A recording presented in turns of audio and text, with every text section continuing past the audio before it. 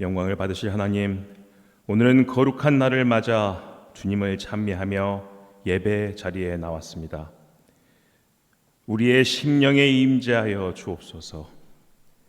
우리의 신앙과 삶이 구습을 벗어버리고 아름답고 존귀하신 예수님의 성품을 본받아 거룩하고 성결한 몸과 마음으로 거듭나게 하여 주옵소서. 참 마음으로 드리는 기도와 찬송과 예물은 하나님 보좌에 상달되게 하시고 우리의 영혼은 신령과 진정으로 드리는 예배를 통해 소생하게 하옵소서. 하나님의 크신 사랑과 은총을 새롭게 깨닫는 복된 예배가 되기를 원하오며 예수님의 이름으로 기도하옵나이다. 아멘. 경배 찬송 22장 다 함께 부르시겠습니다.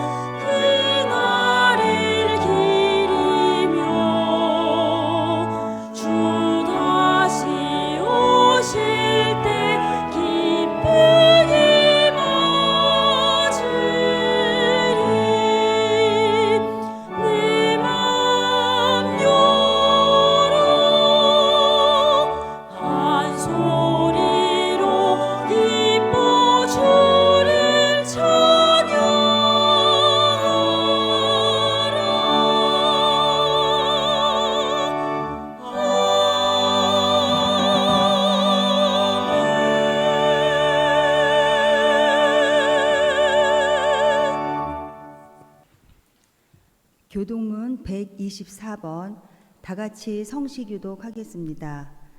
내 하나님이여, 내 하나님이여, 어찌 나를 버리셨나이까?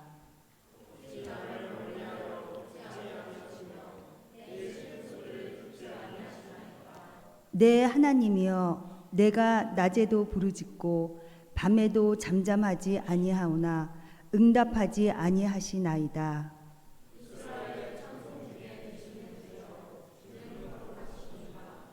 우리 조상들이 주께 의뢰하고 의뢰하였으므로 그들을 건지셨나이다.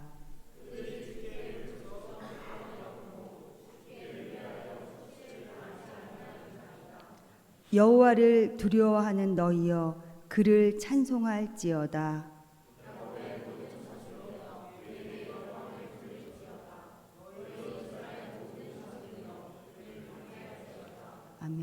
김대중 교수님께서 대표 기도해 주시겠습니다.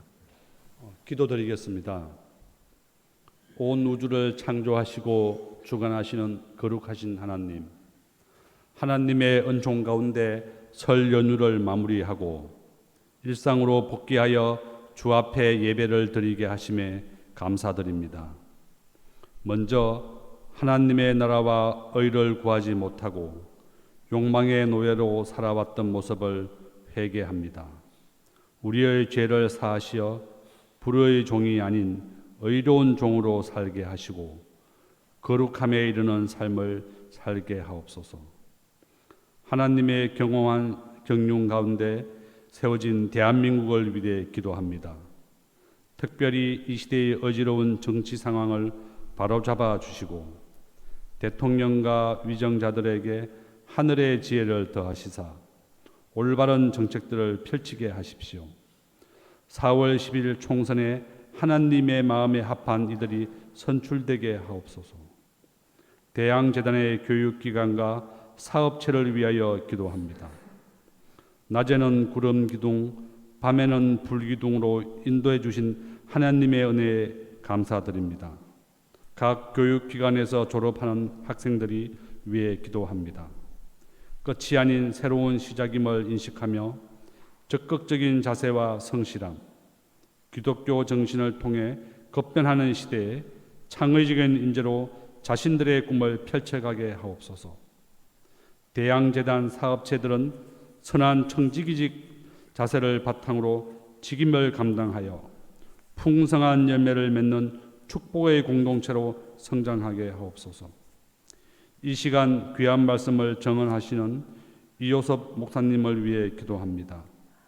목사님께 성령의 충만함과 육신의 강건함을 더하시사 말씀을 듣는 우리들에게 영적인 소생과 참 평안이 깃드는 시간이 되게 하소서. 예수님의 아가페적 사랑에 감격하며 찬양하는 하늘 연 성가대와 예배를 돕는 손길들을 기억하시사 아브라함과 같은 축복의 통로로 쓰임받게 하옵소서. 이 모든 말씀 우리 선한 목자 되시는 예수 그리스도의 이름으로 기도합니다. 아멘. 정현철 교수님께서 성경 봉독해 주시겠습니다. 네, 읽겠습니다. 오늘은 마태복음 14장 22절 말씀입니다. 예수께서 즉시 제자들을 재촉하사 자기가 무리를 보내는 동안에 배를 타고 앞서 건너편으로 가게 하시고 무리를 보내신 후에 기도하러 따로 산에 올라가시니라. 저물며 거기 혼자 계시더니 배가 이미 육지에서 술이나 떠나서 바람이 거스름으로 물결로 말미암아 고난을 당하더라. 밤 사경에 예수께서 바다 위로 걸어서 제자들에게 오시니 제자들이 그가 바다 위로 걸어오심을 보고 놀라 유령이라 하며 무서워하여 소리 지르거늘 예수께서 즉시 이르시되 안심하라 나니 두려워하지 말라. 베드로가 대답하여 이르되 주여 만일 주님이시거든 나를 명하사 물 위로 오라 하소서 하니 오라 하시니 베드로가 배에서 내려 물 위로 걸어서 예수께로 가되 바람을 보고 무서워 빠져가는지라 소리질러 이르되 주여 나를 구원하소서 하니 예수께서 즉시 손을 내밀어 그를 붙잡으시며 이르시되 믿음이 작은 자여 왜 의심하였느냐 하시고 배에 함께 오르매 바람이 그치는지라 배에 있는 사람들이 예수께 절하며 이르되 진실로 하나님의 아들이시로이다 하더라. 이는 하나님의 말씀입니다. 하늘연 성가대에 특별 찬양이 있겠습니다.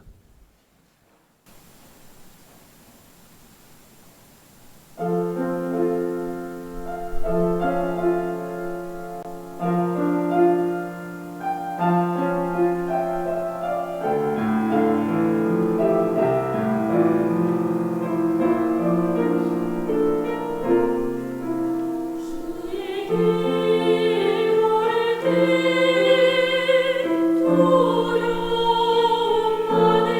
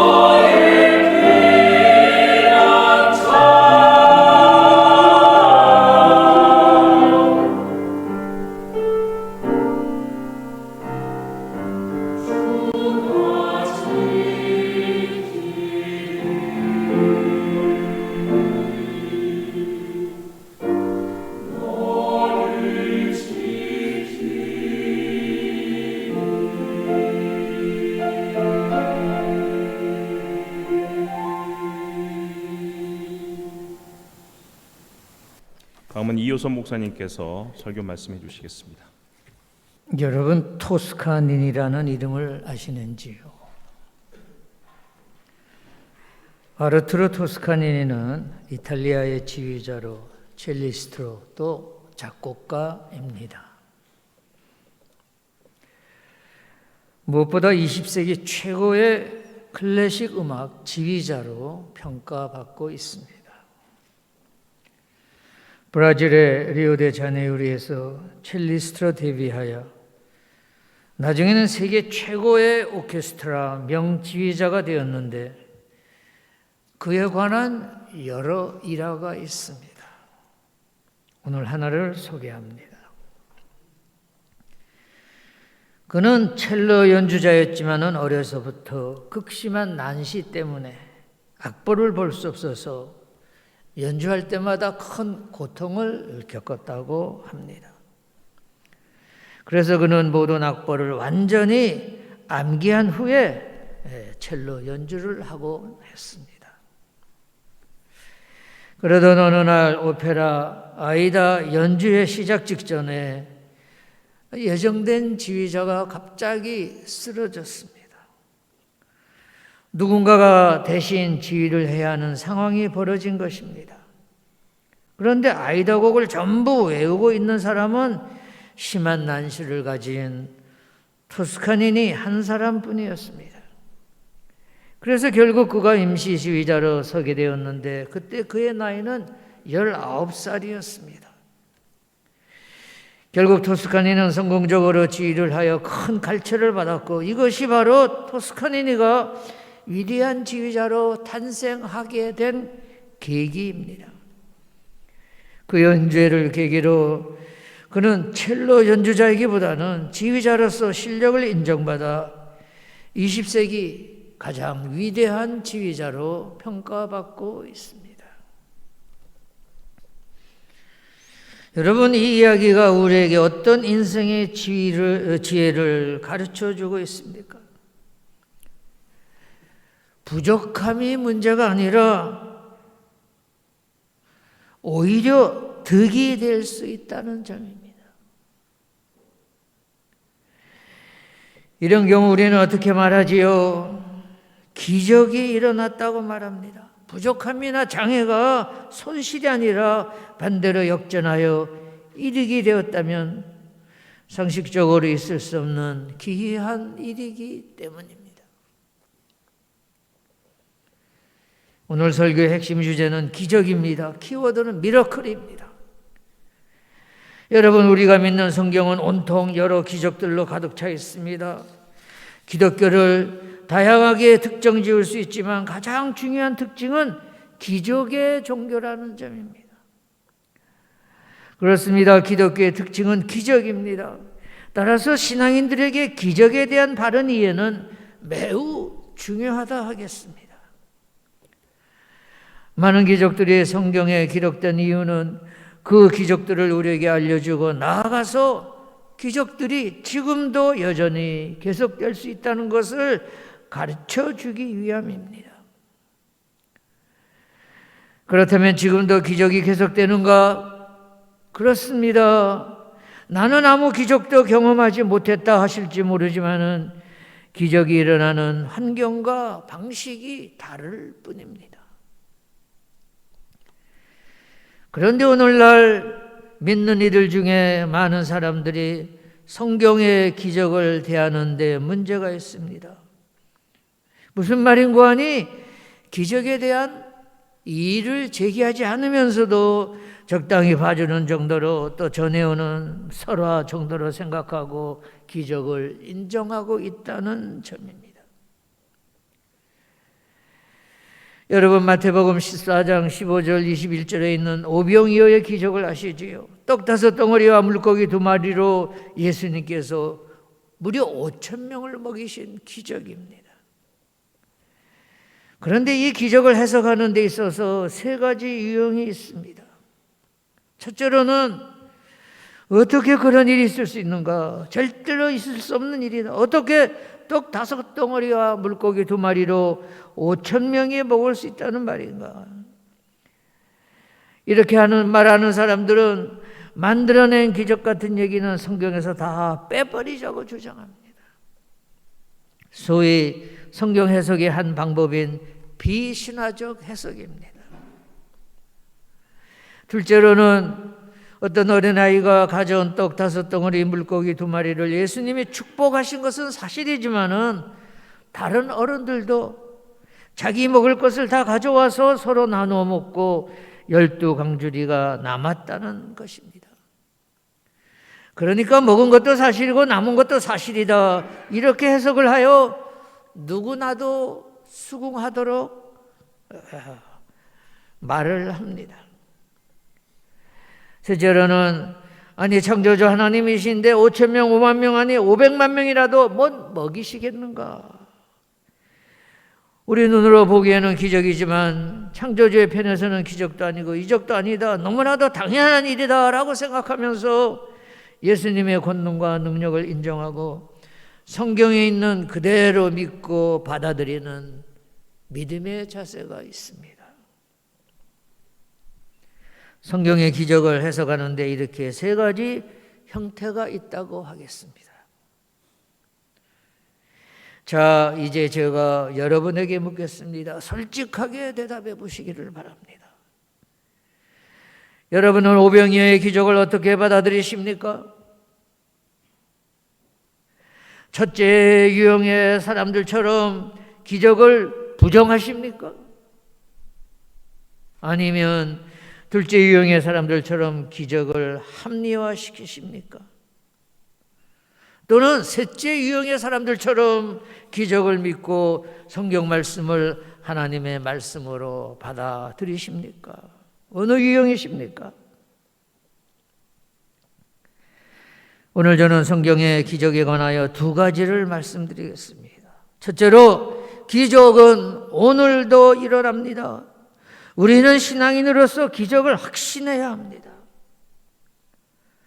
둘째로, 기적을 체험하기 위해서는 문제 앞에서 도전하는 신앙인이 되어야 합니다. 이 2개의 명제를 가지고 좀 더 깊이 함께 생각하면서 기적에 대한 바른 깨달음을 구하시는 여러분들이 되시기를 바랍니다. 첫째로, 여러분, 기적이란 당신이 믿고 받아들일 수 없다고 해서 기적이 아닌 것이 아닙니다. 우리가 보기에는 신비해 보이지만 세상을 지으시고 오늘도 운행하시고 내일도 주장하실 하나님의 편에서는 기적이랄 것이 아무것도 없습니다. 내 작은 머리로 내가 말하는 소위 이성적 합리적인 사고로 받아들일 수 없다고 해서 기적이 없다고 부정하지 마세요.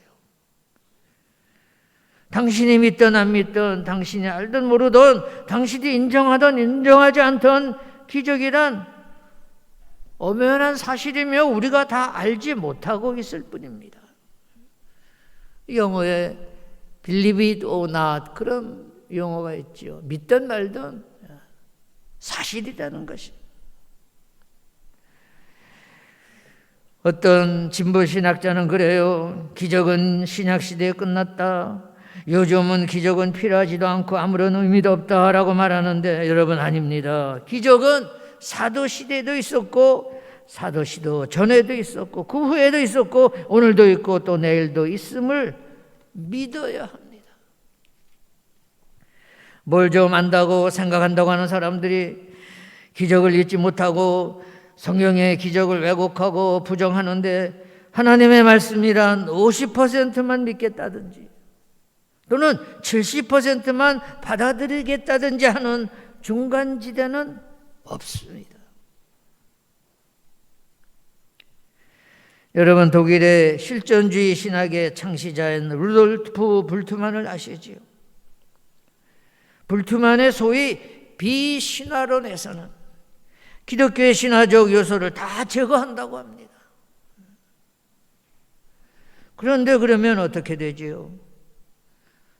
성경에서 남는 것은 하나도 없습니다. 창세기 1장 1절부터 하나님이 태초에 세상을 창조하시니라. 또 마지막 계시록 22장에서 아멘 주 예수여 어서 오시옵소서 이 모든 것이 다 기적이기 때문이에요. 여러분 생각해 보세요. 우리의 삶 자체가 기적이 아닙니까? 내 심장이 1초도 뛰지 않고 수십 년간 계속 뛰고 있습니다. 생각해 보세요. 무엇이 심장을 수십 년 동안 뛰게 하는가? 기적이라고 말할 수밖에 없습니다. 또 어젯밤 잠들은 당신이 오늘 아침 깨어났다는 것도 기적입니다. 저는 생각할 때 태어나는 것도 기적이고 사는 것도 자는 것도 죽는 것도 기적이고 또 앞으로 있게 될 영원한 생명도 모두가 다 기적입니다. 그렇습니다. 기적은 과거에도 있었고 이 순간에도 일어나고 있으며 또 내일도 영원히 있게 될 것입니다. 구약의 홍해바다를 가른 사건도 마찬가지입니다. 구약 학자들 중에서 기적을 부정하는 사람들은 홍해바다 사건은 전설의 하나에 불과하다. 당시 중동 지방에서는 바다를 건너간 이야기가 많이 떠돌아다녔대.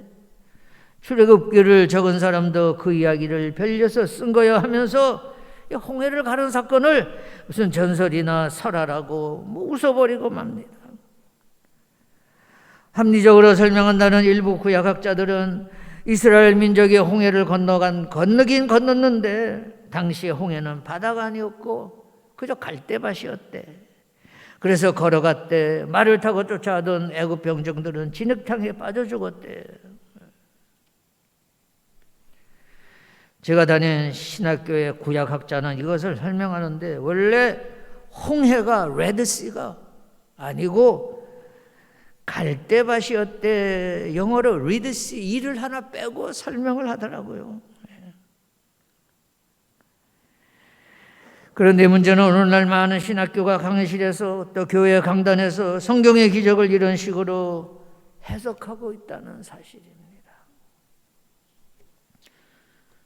저는 신학교에 다니면서 그런 강의를 들으면서 한때 혼란에 빠지기도 하였습니다.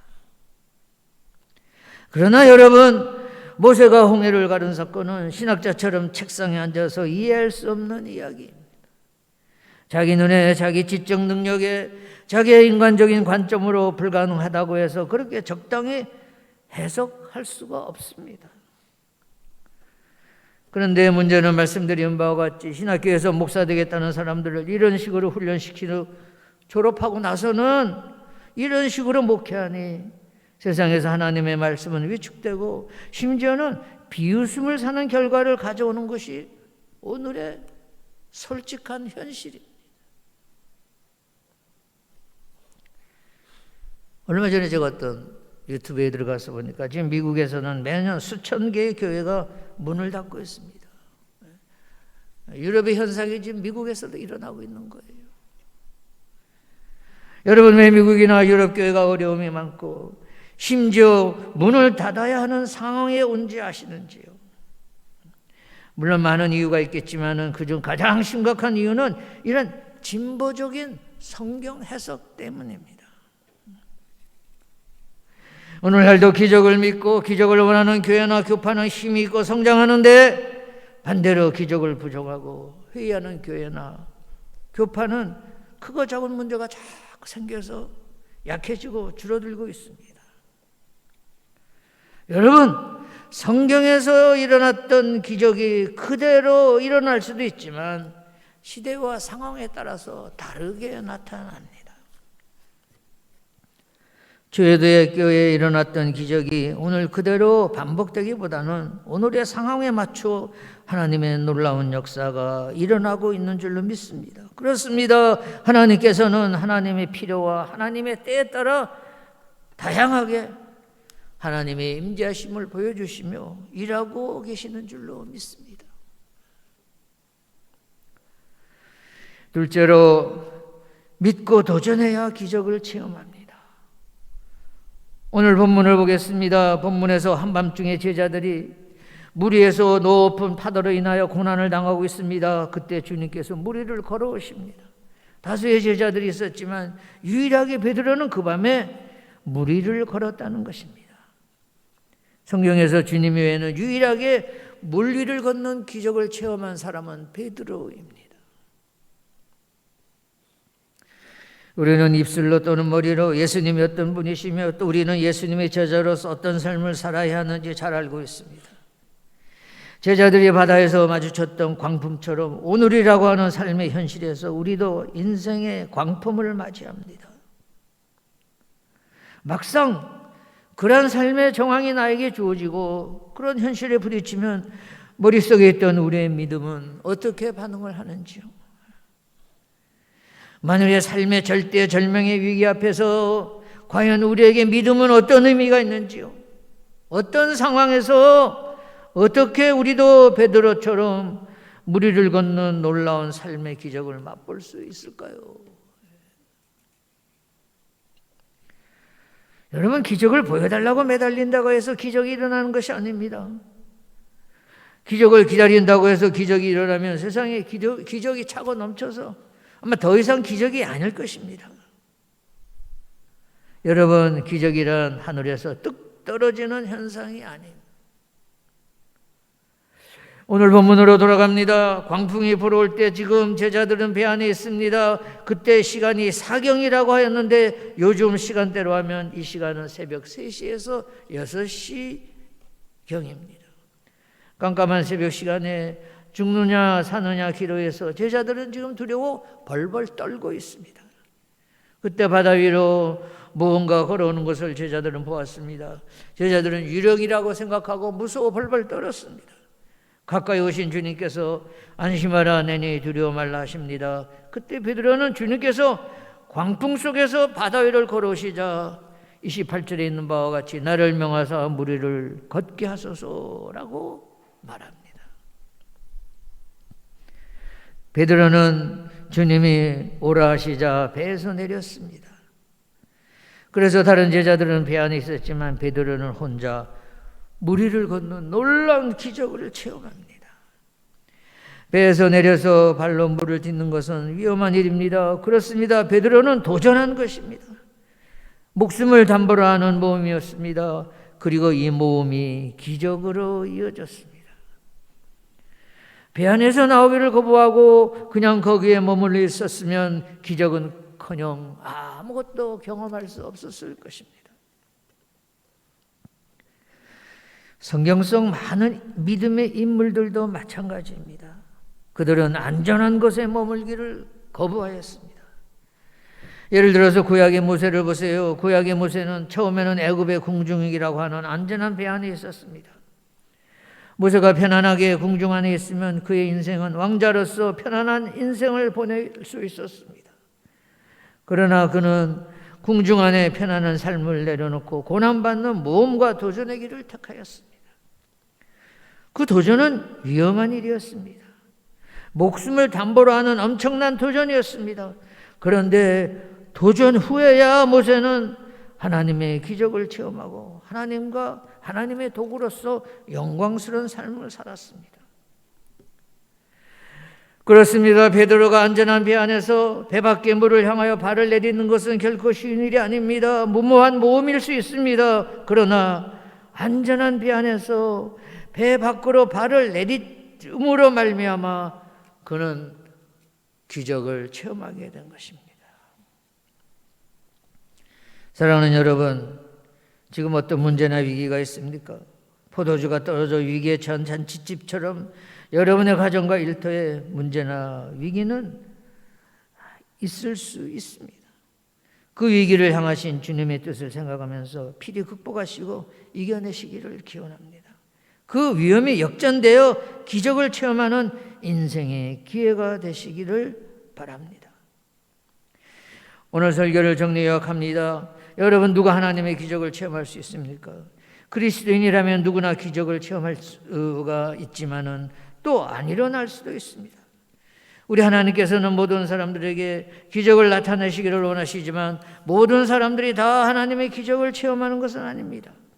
기적이란 믿고 문제 앞에서 도전하는 자에게 일어나는 것입니다. 오늘 설교를 두 가지로 요약합니다. 첫째로 기적을 확신하시기를 바랍니다. 믿고 믿음으로 내딛으면 일생일대의 기적을 체험할 수가 있습니다. 둘째는 때로는 그 한 걸음을 내딛는 것이 두려울 수 있습니다. 그러나 도전하시기 바랍니다. 믿음으로 나아가시기 바랍니다. 도전하시면서 하나님의 도우심을 구하시기를 바랍니다. 문제나 위기 앞에서 하나님의 도우심과 기적을 통하여 반전과 역전을 체험하시는 우리의 지연교회 가족 여러분, 세정선교회 회원 여러분, 또 유튜브를 통해서 함께 예배드리시는 일반 성도님들이 되시기를 기원하면서 오늘 설교를 마치겠습니다. 다 함께 기도하시겠습니다. 살아계신 하나님, 이 시간 고개 숙인 성도님들을 축복하여 주시옵소서. 기적은 이 시간에도 일어나고 있음을 깨닫는 믿음을 주시옵소서. 우리 인생에 한 걸음만 믿음으로 내디디면 일상일대 기회를 맛볼 수 있는 줄로 믿습니다. 그 한 걸음을 내딛는 것이 두려울 수 있으나 믿음을 가지고 도전하게 하옵소서. 매일매일의 생활 속에서 기적을 체험하다가 마침내 약속하신 영원한 생명의 잔치에 참여하시는 우리의 전 믿음의 식구들이 되시기를 소원하며 기도드립니다. 이 모든 말씀 예수님 이름으로 기도드렸습니다. 아멘. 이호선 목사님 은혜의 말씀 감사드립니다. 이 시간은 헌금 봉헌 및 헌금 기도 순서입니다. 찬송가 213장 1절 5절 부르실 때 이원경 교수님께서 드려진 예물 봉헌과 기도를 해주시겠습니다.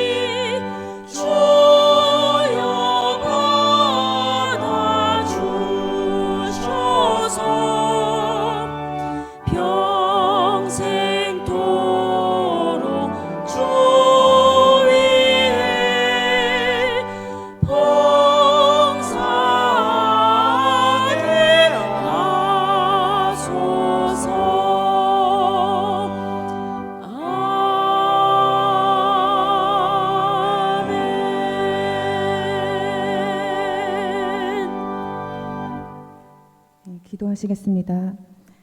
사랑과 은혜가 풍성하신 하나님 아버지, 이호선 목사님의 귀한 말씀을 통해 오늘도 저희로 하여금 깨달음과 결단이 있게 하심에 감사드립니다.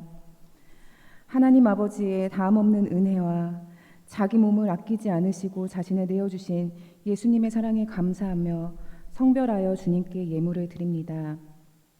드리는 예배와 예물을 기쁘게 흠양하여 주옵소서. 또한 예물을 바친 손길을 기억하사 주님께서 가정과 일터에 복을 주시고 물질로 인해 고통받는 가정들에게는 물질의 복을 허락하소서. 이 예물이 사용되는 도처마다 예수님의 사랑이 전해지며 하나님의 나라가 확장될 수 있도록 도와주소서. 하나님 아버지, 자기 몸을 아끼지 않으시고 자신을 내어주셨던 예수님의 사랑을 우리가 더욱 깊이 깨달아 애지원 교회와 세종초, 세종고, 세종대, 세종사이버대 사업체에서 만나는 사람들에게도 하나님 아버지께서 베풀어 주신 은혜와 사랑을 함께 나누기 원합니다. 성령께서 그 길을 인도하옵소서. 우리의 유일한 구주이신 예수 그리스도의 이름으로 기도드립니다. 아멘. 이태하 교목실장님께서 환영 및 광고해 주시겠습니다. 이 예배에 참여하시는 모든 분들께 하나님께서 주시는 은혜와 평강이 가득하시기를 기원합니다. 이호수 목사님께서 3주간의 미국 방문을 마치시고 건강한 모습으로 돌아오셔서 오늘 귀한 말씀을 증거해 주셨습니다. 감사합니다. 2월 기도 제목입니다. 아직도 세계 곳곳에서 전쟁과 분쟁이 끊임없이 일어나고 있습니다. 우리가 이 하루속히 전쟁이 끝나고 평화가 깃들 수 있도록 기도해야 될 것 같습니다. 두 번째입니다. 하나님을 경외하고 국민을 사랑하고 지혜롭게 일할 이들을 뽑는 선거가 4월에 있습니다. 우리 다 함께 기도하면서 좋은 정치인들이 이번에 뽑힐 수 있도록 기도해야 할 것 같습니다. 대항재단의 교육기관과 사업체가 하나님의 지혜와 능력으로 더욱 융성케 하시고 부흥케 해달라고 우리 주님께 기도해야겠습니다. 개학이 이제 2주 정도 남았습니다. 모든 기관들이 잘 준비해서 개학을 맞이할 수 있도록 마음을 모아야겠습니다. 이전교회의 예배와 사역을 통해 하나님 나라를 선명히 드러내며 복음을 전할 수 있도록 우리 특히 예전교우들 다 열심히 기도하시고 우리가 삶의 현장 가운데서 우리 스스로가 기독교인임을 드러내고 증거할 수 있도록 그렇게 열심히 사셔야 될 것 같습니다. 공지사항입니다. 이전교회 예배에 참여해 주셔서 감사드립니다. 우리가 어디서 예배를 드리든 우리가 영과 진리로 예배한다면 하나님께서 이 예배를 흠양해 주시리라 생각합니다. 사순절 기간입니다. 주님의 십자가 고난을 묵상하시면서 경건과 절제의 생활을 실천하시기 바랍니다.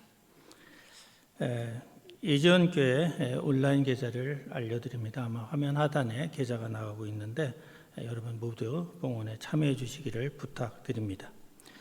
다음에 예배 순서를 맡아주신 분들의 명단이 나가고 있습니다. 여러분 꼭 기억하시고 잊지 않기 바랍니다.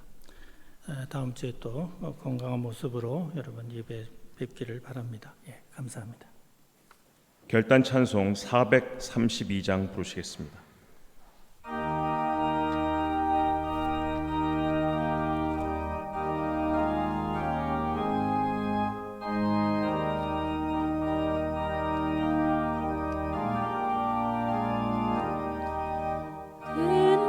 물결이 설레는 어두운 바다 저등대의 불빛도 희미한데 이 풍랑에 배저 항해하는 이 작은 배 사공은 주님이라 나 두려움 없네 두려움 없도다 주 예수님 늘 깨어 계시도다 이 흉흉한 바다를 다 지나면 저 소망의 나라에 이르리라 큰 풍랑이 배를 위협하며 저 깊은 물이 벌려 달려드나 이 바다에 노져 항해하는 이 작은 배 사공은 주님이라 나 두려움 없네 두려움 없도다 주 예수님 늘 깨어 계시도다 이 흉흉한 바다를 다 지나면 저 소망의 나라에 이르리라 큰 소리로 물결을 명하시며 이 바다는 고요히 잠자리라 저 동력이 환하게 밝아올 때 나 주 함께 이 바다 건너가리 나 두려움 없네 두려움 없도다 주 예수님 늘 깨어 계시도다 이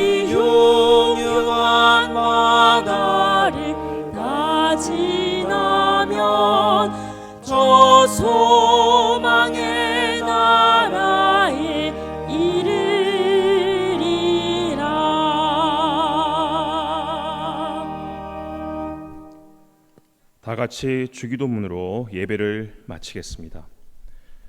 하늘에 계신 우리 아버지, 아버지의 이름을 거룩하게 하시며 아버지의 나라가 오게 하시며 아버지의 뜻이 하늘에서와 같이 땅에서도 이루어지게 하소서. 오늘 우리에게 일용할 양식을 주시고 우리가 우리에게 잘못한 사람을 용서하여 준 것 같이 우리 죄를 용서하여 주시고 우리를 시험에 빠지지 않게 악에서 구하소서. 나라와 권능과 영광이 영원히 아버지의 것입니다. 아멘.